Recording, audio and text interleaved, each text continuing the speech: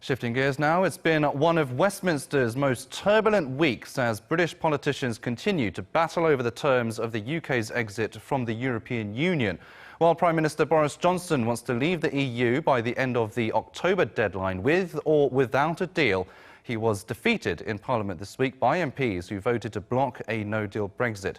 Johnson has raised the stakes by pushing for an early election next month, which lawmakers have also ruled out. To help us digest this unfolding drama, we connect to Tim Bale, Professor of Politics at Queen Mary University of London, who joins us through Skype. Professor Bale, thank you ever so much for joining us today. No problem. Now, Boris Johnson has repeatedly called for a snap election to take place on October 15th. His government has given MPs another chance to back his plan next Monday. What does he want out of this snap election, and will it work?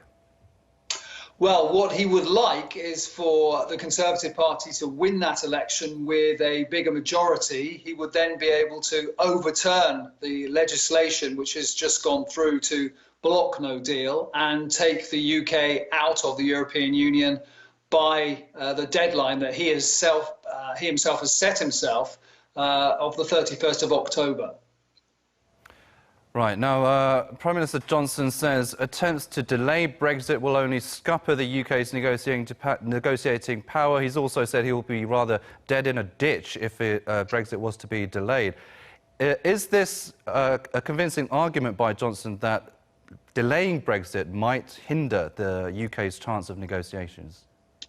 Well, I mean, I think he is committed to this idea. I think it's probably an illusion that by threatening no deal, he can somehow persuade the EU to make concessions to the UK.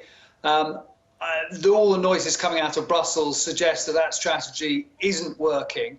So I doubt very much, really, whether the chances of a deal are improved by talking about no deal.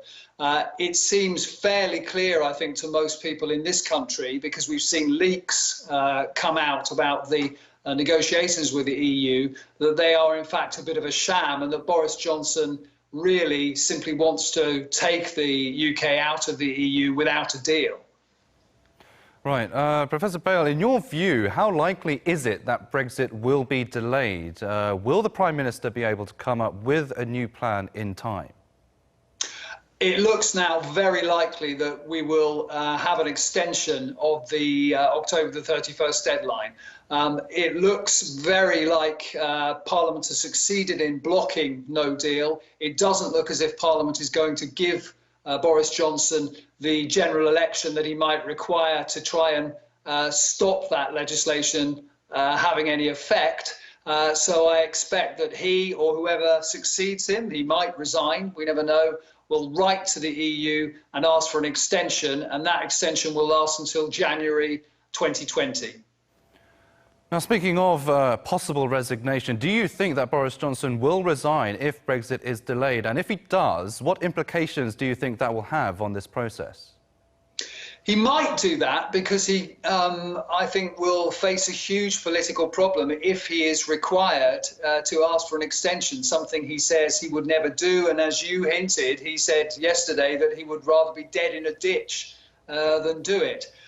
Resigning as Prime Minister would, I guess, force the opposition parties to try and come up with some kind of alternative. And if they fail to do that, that might then trigger a general election. He could resign as Prime Minister, but not as leader of the Conservative Party, and perhaps fight that election and give himself another chance to become Prime Minister once again. It's an unlikely thing to happen, but goodness knows we've seen all sorts of unlikely things happening over Brexit in the last 2 weeks. It certainly has been a chaotic process, not just weeks, but for months now. And I'm afraid that's all the time that we have for today. Professor Tim Bale, thank you ever so much for your insights. Thank you.